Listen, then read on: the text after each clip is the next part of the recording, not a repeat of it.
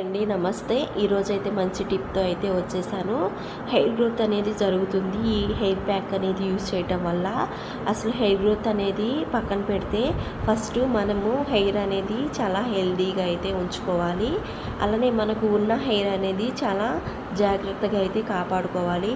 కాబట్టి ఇలాంటి hair packs అనేవి మనము ట్రై చేసినప్పుడు హెయిర్ అనేది చాలా హెల్దీగా అయితే ఉంటుంది. కాబట్టి ఖచ్చితంగా ట్రై చేయండి. ఒక మిక్సీ జార్లోకి మందార పూలు అలానే మందార ఆకు అనేది తీసుకొని కొద్దిగా వాటర్ పోసుకొని మిక్సీ అయితే పట్టేసుకోవాలన్నమాట. ఈ పేస్ట్ అనేది మనం ఒక బౌల్లోకి అయితే యాడ్ చేసుకోవాలి. ఇలాంటి హెయిర్ ప్యాక్స్ అనేవి మనం ట్రై చేసినప్పుడే మనకి రిజల్ట్ అయితే వస్తుంది. నెక్స్ట్ సేమ్ అదే జార్లోకి గోరింటాకు అయితే తీసుకోవాలి.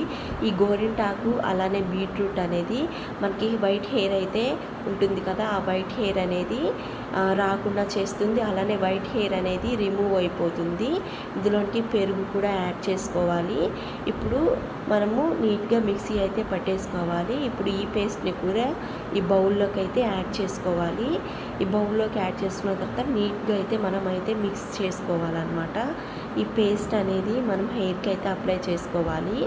ఈ పేస్ట్ అనేది అప్లై చేయటం వల్ల హెయిర్ గ్రోత్ అనేది జరుగుతుంది. అలానే హెయిర్ ఫాల్ అనేది కంట్రోల్ అవుతుంది. వైట్ హెయిర్ కూడా రిమూవ్ అయిపోతుంది. ఇప్పుడు ఈ పేస్ట్ని నేనైతే హెయిర్కి అయితే అప్లై చేశాను. ఒకసారి చూడండి. ఇప్పుడు 1 అవర్ తర్వాత మనము చల్లని నీటితో అయితే కడిగేసుకోవాలన్నమాట.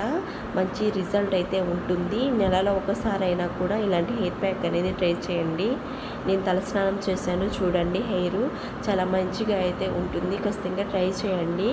అలానే మన ఛానల్లో మంచి మంచి టిప్స్ ఉన్నాయి. నచ్చితే ఒకసారి చూసి సబ్స్క్రైబ్ చేసుకోండి. అలానే లైక్ చేయండి. Thank you for watching.